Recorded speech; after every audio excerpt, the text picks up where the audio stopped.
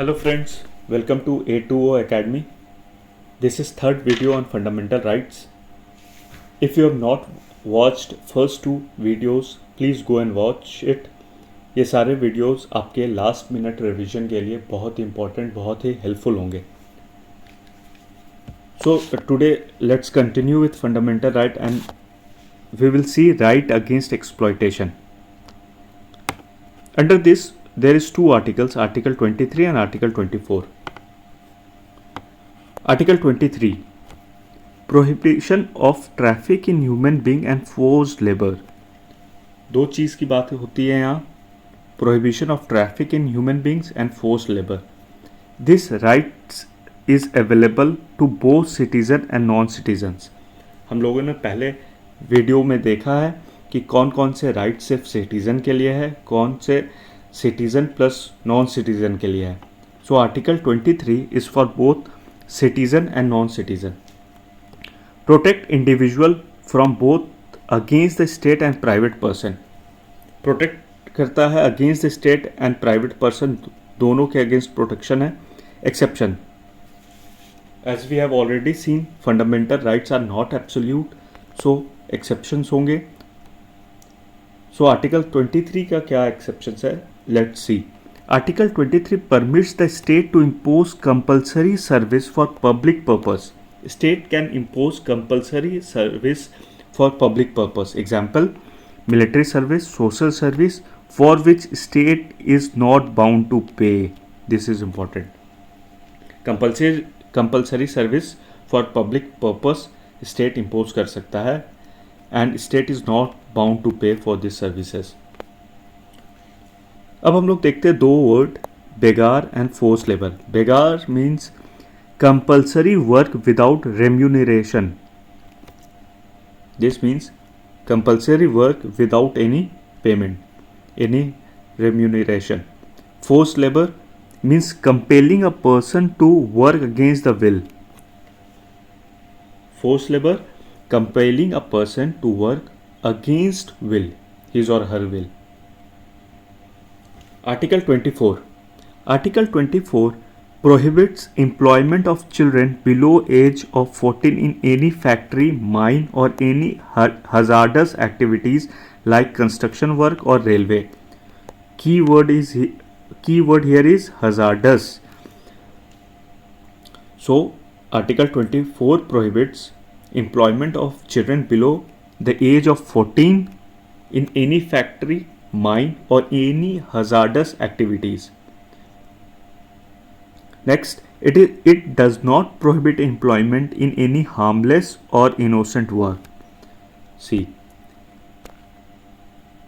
Article 24 prohibits employment below age of 14 in hazardous activities. It does not prohibit employment in harmless or innocent work. Hope it's clear. Now we'll see right to freedom of religion. Article 25 to 28. Article 25.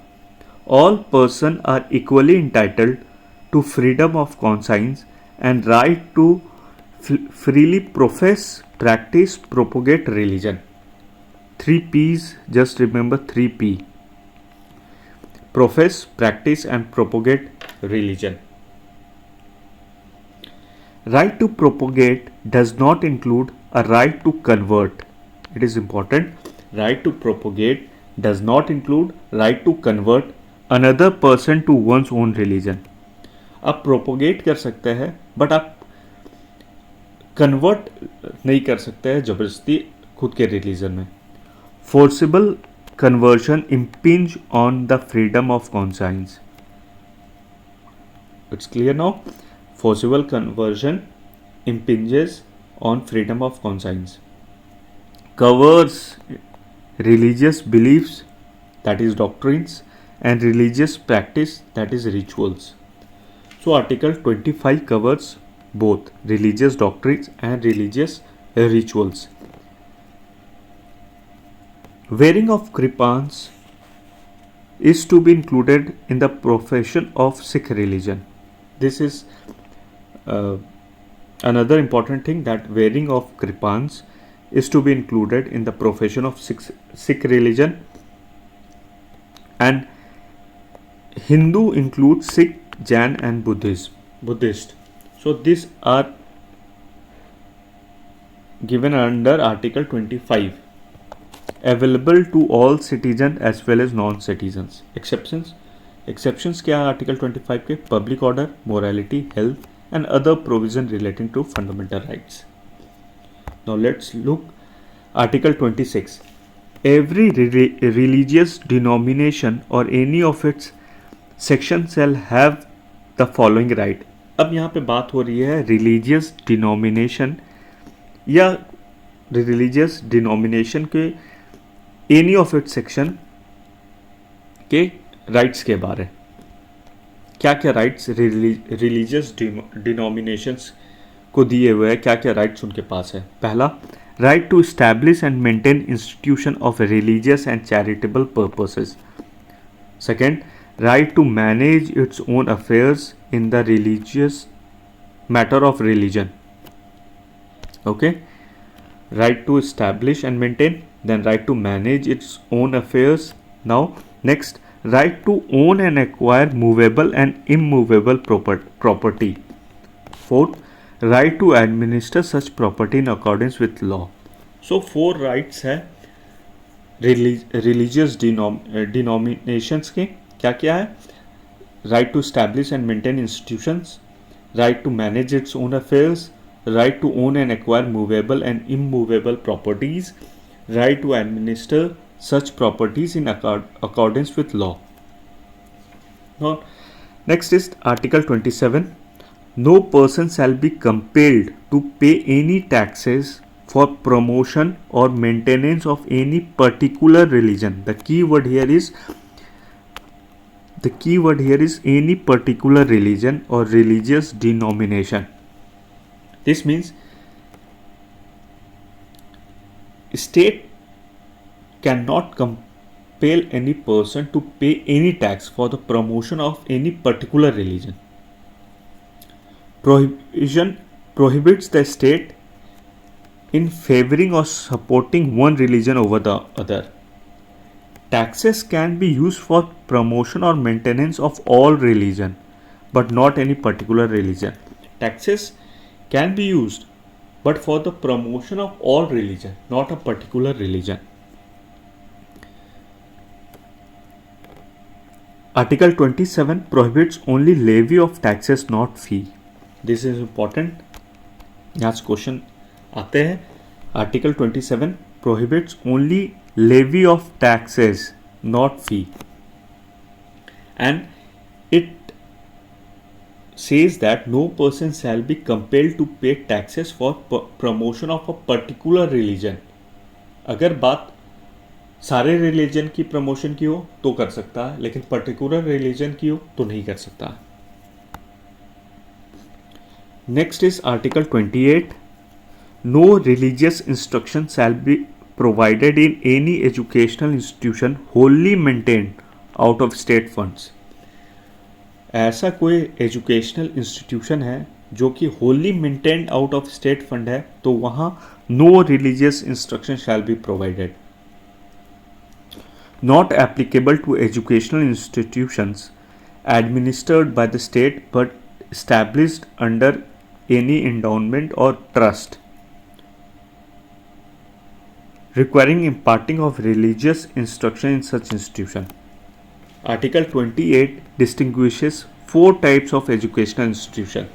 So Article 28 4 तरह के educational institution के बारे में बात करता है. कौन कौन से?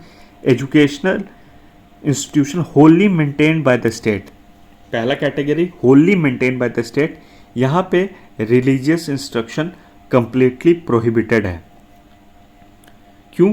क्योंकि state can not favour any particular religion. So अगर होली मेंटेन्ड बाय स्टेट है तो वहाँ पे रिलीजियस इंस्ट्रक्शन कंप्लीटली प्रोहिबिटेड है. Second, institution administered by the state but establish under any trust. यहाँ पे परमिटेड है. यहाँ पे रिलीजियस इंस्ट्रक्शंस दिए जा सकते हैं. Third, institution recognised by state. ऐसा इंस्टीट्यूशन जो कि रिकॉग्नाइज्ड है स्टेट से, वहाँ पे भी it is permitted on but on voluntary basis. Number 4, institution receiving aid from the state. ऐसे इंस्टीट्यूशंस जो कि एड, जिनको एड मिलता हो स्टेट से, वहाँ भी रिलीजियस इंस्ट्रक्शन परमिटेड है on voluntary basis. So article 28 चार तरह के एजुकेशनल इंस्टीट्यूशंस के बारे में बात करता है। पहला, institution wholly maintain by the state, यहाँ पे रिलीजियस इंस्ट्रक्शन कंप्लीटली प्रोहिबिटेड है। Second, institution administered by the state but establish under any trust, यहाँ पे परमिटेड है। Institution recognised by the state, यहाँ पे भी परमिटेड है but on voluntary basis. Number 4, institution receiving aid from the state, ऐसे institution जहाँ पे एड स्टेट दे रहा हो, वहाँ पे भी परमिटेड है but on the voluntary basis. Next is cultural and educational right, that is article 29 and 30।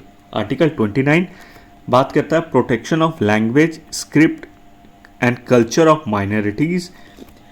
29, article 29 minorities के कल्चर, लैंग्वेज, स्क्रिप्ट के प्रोटेक्शन के बारे में बात करता है। And article 30 rights of minorities to establish and administer educational institution.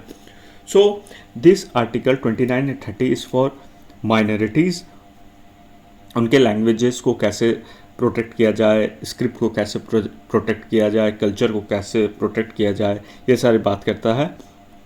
और साथ ही साथ ये राइट देता है माइनॉरिटीज़ को कि वो इस्टेब्लिश कर सके अपने खुद का educational institution. So now we have completed till article 30.